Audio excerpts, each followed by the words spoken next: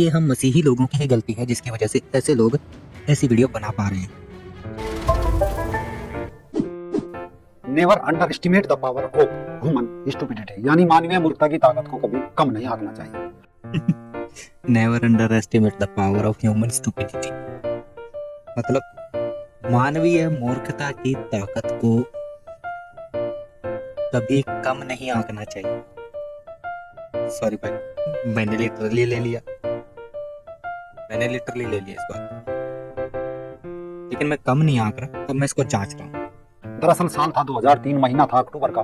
Malaysia में सभी Islamic देशों के मुखिया आए हुए थे। Organisation of the Islamic conference चल रही थी। सभी के सामने कोल्ड ड्रिंक रखी थी जिस पर लिखा था मक्का कोला। सभी लोग इसे बड़े मजे से पी रहे थे, क्योंकि इससे एक साल पहले यानी 2002 में अधिकांश मुस्लिम देशों ने कोका कोला का विरोध किया था। बस इतना सा, इंसान अपनी मूर्खता की किस सीमा तक जा सकता है?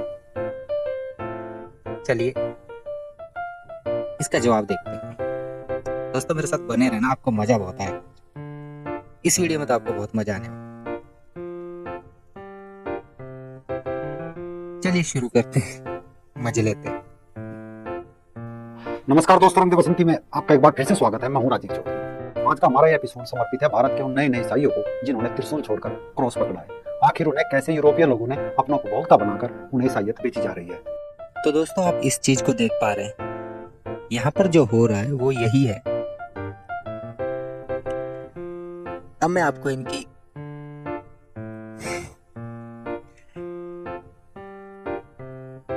इंटेलिजेंस दिखाता हूँ। स्टूपिडिटी तो क्या कहूँ, अब मैं आपको इनकी इंटेलिजेंस दिखाता हूँ, जिसमें आप समझ जाएंगे कि कौन स्टूपिड है। जैसे अभी हमने बताया कि मुस्लिम देशों ने कोका कोला का विरोध किया था, तो कोका कोला कंपनी ने फटाफट कोका कोला की जगह मक्का कोला मार्केट में उतार दिया। यानी प्रोडक्ट का नाम और थोड़ा सा बोतल का रूप बदला और इस्लामिक लोग मजे ले लेकर उसे पीने लगे। ठीक है, तो इन्होंने जिस इंसिडेंट का नाम लिया वो 2003 में एक समिट था मलेशिया में, और उसमें सभी सारी दुनिया के मुस्लिम लोगों ने इकट्ठे होकर कोई मीटिंग की होगी, है ना। तो उस मीटिंग में उनके सामने टेबल पर मैका कोला रखा हुआ था। इन्होंने मक्का बोला लेकिन वो मैका है, ठीक है। मैका कोला रखा हुआ था, और अब कहते हैं कि ये मैका कोला कब हुआ? 2002 में फाउंड हुआ। सही बात। एक अल्टरनेट हुआ कोका कोला के जगह पर, ये भी सही बात। लेकिन थोड़ी ही देर में इन्होंने ये बोला कि कोका कोला कंपनी ने नाम बदलकर मैका कोला रख दिया। सच में मेरे भाई, सिर्फ छोटा सा काम करना है आपको, इतना सा लिखना है, इज गूगल में जाएं और वहां लिखें is Mecca Cola a part of Coca Cola. सारी सच्चाई आपके सामने आ जाएगी। यह कोका कोला का एक सफल प्रयास था, लेकिन यह प्रयास आया कहां से? दरअसल इससे पहले यूरोप इसी ट्रिक से ईसाइयत बेच रहा था, जो अब भी जारी है। 70 के दशक तक दुनिया में जीसस की एक ही तस्वीर से काम चला जा रहा था, गोरे रंग का जीसस जिसके दोनों हाथ सूली पर बंधे थे। लेकिन 80 का दशक आते आते जीसस रंग और आकार बदलने लगा, और साथ में मैरी भी। It is I, Jesus. I heard your prayer and I've come to help you. You're not Jesus. I am. But doesn't Jesus look a bit more like...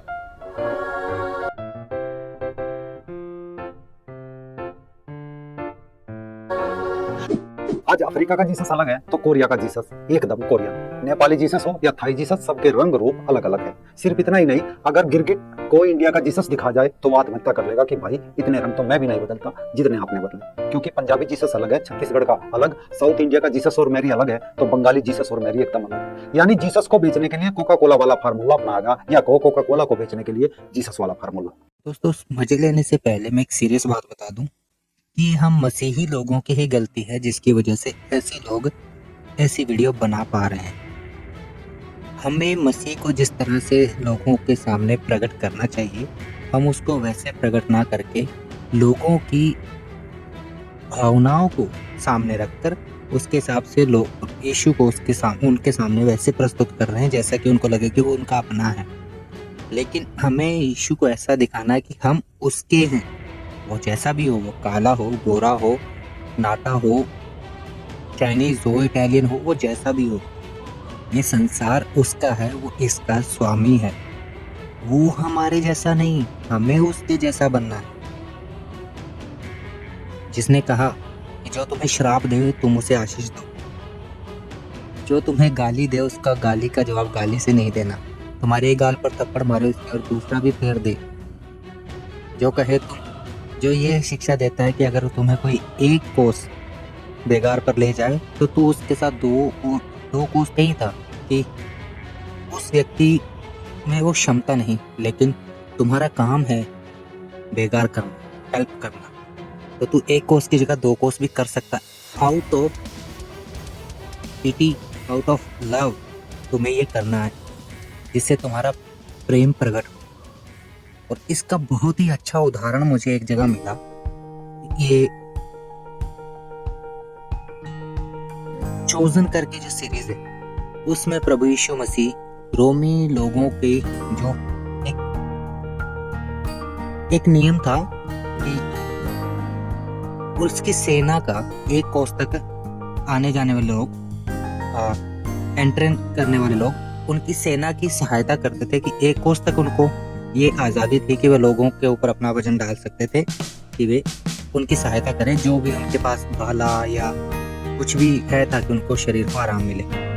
उस वीडियो में यीशु मसीह ने 1 कोस की बजाय 2 कोस तक उनकी सहायता करी। अब चेले समझे थे, हालांकि वे मजाक उड़ा रहे थे, पहले 1 कोस तक उन्होंने मजाक उड़ाया, लेकिन जब यीशु मसीह ने उनकी सहायता की कि आपकी चौकी तो 1 मील और आगे है, तो मैं 1 मील और आपके लिए चलूंगा, क्योंकि आप हमारी रक्षा करते हैं, आप हमारी सहायता करते हैं।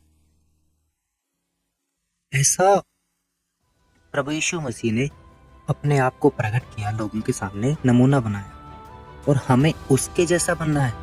लेकिन हमने लोगों के सामने उनकी भावना के अनुसार उनके सामने यीशु मसीह को प्रकट कर दिया। ठीक है, तुम ऐसे चाहते तो यीशु मसीह ऐसा ही है। यीशु मसीह वैसा नहीं है। यीशु मसीह वो है जिसने इस जगत का उद्धार किया।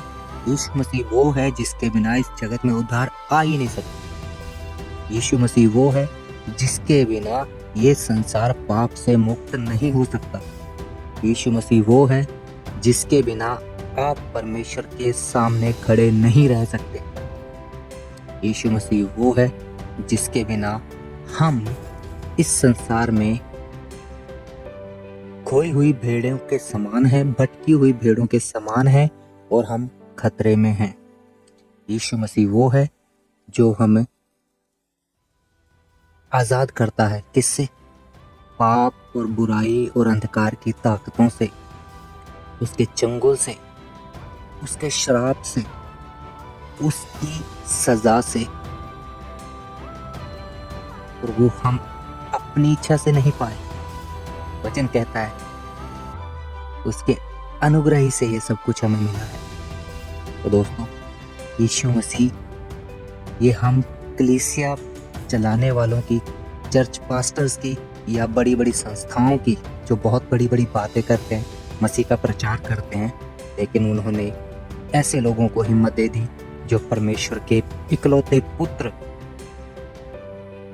का आज ऐसे मजाक उड़ा रहे हैं।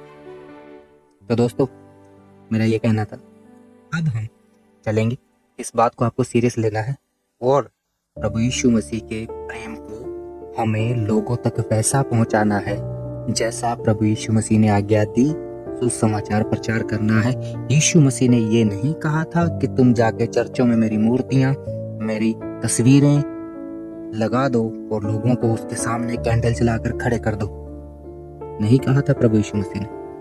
हम यीशु मसीह ने जो कहा, जो आज्ञा दी, और उसने वायदा किया कि जगत के अंत तक मैं तुम्हारे साथ हूँ, उसी बात को हमें फॉलो करना है, ताकि ऐसे लोगों को ऐसा अवसर कभी नहीं मिले। अब मैं चलता हूँ।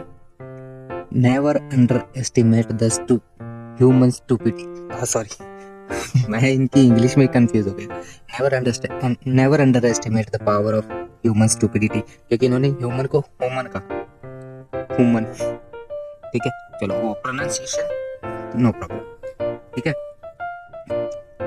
अब स्टूपिडिटी की लेवल देखना आप कितना है। सिंपल सी स्टडी, सिंपल सी रिसर्च ये लोग नहीं करते और चल देते हैं जगत के उद्धारकर्ता के विरुद्ध बातें करने। पहले आप इसकी रिसर्च देखिए उसके बाद स्टूपिडिटी तो आप खुद ही समझ जाएंगे क्या है क्या नहीं। तो ये भाई 2003 का एक इंसिडेंट ले रहे हैं जिसमें उन्होंने कहा कि जब वो समिट हुआ उसके सामने लोगों ने क्या रखा, समिट में कोका कोला रखा, हाँ सॉरी मैका कोला। मैका का नाम लिया गया है मक्का मदीना के नाम पर, क्योंकि वो प्रो इस्लामिक मीटिंग थी जिसमें उनको फिलिस्तीन के सपोर्ट में, पैलेस्टीन के सपोर्ट में और इस्लामिक सपोर्ट में फंड रेज करना था। और USA brand, American brand Coca Cola को फाइनेंस नहीं करना था, इसलिए उन्होंने 2002 में कोका कोला की जगह मैका कोला का एक ब्रांड सामने आया। यहाँ तक ठीक है, लेकिन इसके बाद ये कहते हैं कि कोका कोला, यार भाई रिसर्च कर लो मेरे भाई, यार रिसर्च कर लो। फिर उसने बोला कि आर्ग्यूमेंट को एक एग्जांपल, एक सैंपल के सामने खड़े कर कर ऐसे बता रहे हैं कि जैसे इनको हिस्ट्री, इन्होंने रिसर्च सही करी, लेकिन रिसर्च कुछ ऐसा है। ये आगे इसने बोला, क्या कहूँ मैं यार, आगे इसने बोला कि कोका कोला ने अपने ब्रांड का नाम बदल के मैका कोला लाके उनके सामने पेश कर दिया, लेकिन वो पार्ट कोका कोला कंपनी का ही था। मैंने एक छोटा सा काम किया, बस किया तो इन्होंने भी, लेकिन छुपा लिया। मुझे ऐसा लगता है कि जिसको दो बातें सही बोली, 2003 में समिट हुआ, वहां पर मैका कोला वक्त उनके सामने रखा गया, उन्होंने उसको सपोर्ट किया। 2002 में ये डिस्प्यूट हुआ था, जिसकी जगह पर बाद में कोका कोला की जगह पर मैका कोला एक ब्रांड सामने आया था, ठीक है। लेकिन इस तरह से इसको मैनिपुलेट किया कि ये विदेशी फॉर्मूला लगे, ये विदेशी फॉर्मूला लगे, लेकिन कुछ ऐसा नहीं था। फॉर्मूला कुछ ऐसा है, तो मैंने बस सिंपल से एक काम किया, मैंने गूगल खोला और वहां डाला is Mecca Cola is a part of Coca Cola company, तो मेरे सामने सिंपल सा रिजल्ट निकल कर आया, no, Mecca Cola is not a part of USA based Coca-Cola company. It was launched by Coca-Cola World Company as an alternate of Coca-Cola to US brands like Coca-Cola and Pepsi. It was created to appeal to pro-Muslim consumers and donates a portion of its profits to humanitarian causes, particularly to Palestinians. पहला point ये था, opposing brands, एक बड़ी company, एक monopoly company को oppose करना, जिसके alternate में इन्होंने मैका कोला क्रिएट किया गया ताकि एक कंपटीटर मिले जिससे कि मोनोपोली ना बने। इसका फाउंडर जो है कोका कोला का, जो कोका कोला का फाउंडर है वो नहीं है, इसका फाउंडर जो है, the drink was introduced by Tawfik Mathlouthi in France, तो ये फ्रांस की ओरिजिनेटेड कंपनी है। मिशन क्या था इस कंपनी का? It's marketing aims to provide an option for an alternate for pro Muslim consumers and donates profits to Palestinian humanitarian causes. Origin: the brand's name comes from Mecca, a traditional transliteration of the holy city of Saudi Arabia. भाई इतना सा research कर लो, founder देख लो, बस founder कौन है और उसका मिशन देख लो, उसका मिशन क्या था। तीन चीजें आपने देखनी थी। क्या यार, सच के आधार पर झूठ साबित करो ना, सच के आधार पर। एक फैक्ट लेकर आप किसी झूठ को साबित कर सकते हो, लेकिन झूठ लेकर झूठ साबित नहीं कर सकते। इससे आप मेरे मसीह को सच्चा कहते हो कि जब प्रभु यीशु मसीह कहते हैं कि जब तुम्हारी अपनी आंख में एक बड़ा लट्ठा है तो तू दूसरे के आंख में से तिनका कैसे निकाल लेगा। पहले अपनी आँख का लट्ठा वो तो निकाल ले मेरे भाई, फिर कर लेना दूसरों की आंखों की सफाई। हम भी सही मानेंगे आपको, ऐसे थोड़ी होता है यार। आगे तो मैं आपको क्या कहूं मेरे सुनने वाले प्रिय भाई, आपको ये बात कितनी सही लगी आप खुद जाइए गूगल पर, is Mecca Cola a part of Coca Cola, बस इतना लिख दीजिए, जवाब आपके सामने आ जाएगा। बस इतना ये भाई नहीं कर पाए, आप कर दीजिए इनके लिए प्लीज। इससे ज्यादा तो मुझे कुछ नहीं कहना। उसके बाद ये चाहे जो भी कहें, उसका मैंने जवाब आपको पहले ही दे दिया। इनको ये हिम्मत तभी आती है जब हम गलती करते हैं। हमें जिस शिक्षा को देना चाहिए उस शिक्षा को हम सुसमाचार में शामिल ही नहीं कर रहे, इसलिए इनको इतनी हिम्मत आ रही। प्लीज आप इनकी सहायता करें और अपने चर्च को संभालें, लोगों में गलत शिक्षा ना डालें, क्योंकि परमेश्वर का वायदा है और उसकी आज्ञा है। वायदा यह है कि वो जगत के अंत तक हमारे साथ है, इसीलिए आज हमें ये सौभाग्य मिला है कि हम अब तक परमेश्वर की सेवा कर रहे हैं। और शिक्षा ये है कि तू अपने लिए किसी प्रकार की मूर्त तस्वीर या कुछ ऐसा इमेज नहीं बनानी है जिसके सामने खड़ा होकर तो आराधना करे। तो प्लीज सिर्फ एक बात को माने, क्योंकि वचन कहता है हम उस अनदेखे को देखा हुआ जानकर उसकी आराधना करते हैं।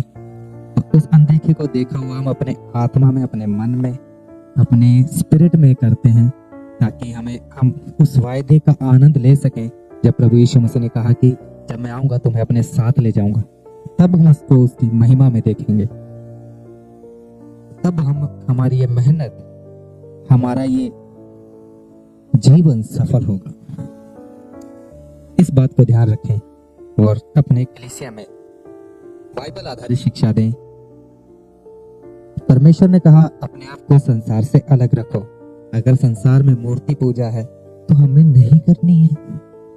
संसार में लोग मूर्तों के आगे प्रसाद चढ़ा रहे हैं, दीपक जला रहे हैं, अगरबत्तियां जला रहे हैं। हमें परमेश्वर ने नए नियम में कहाँ लिखा कि तुम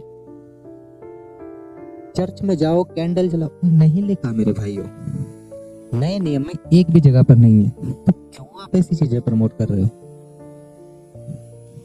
प्लीज, बहुत जरूरी बातें हैं, हमें इन बातों पर ध्यान देना बहुत जरूरी है। प्रभु हम सबको आशीष दे। और आपको वीडियो अच्छी लगी होगी, अगर आपको वीडियो अच्छी लगी तो अपने दोस्तों के साथ शेयर कीजिए और ऐसे लोगों से, ऐसी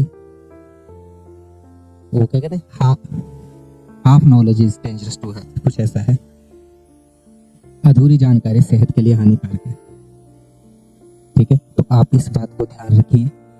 आप प्लीज प्लीज प्लीज बाइबल का मनन कीजिए, परमेश्वर का वचन का मनन कीजिए, परमेश्वर से मांगिए।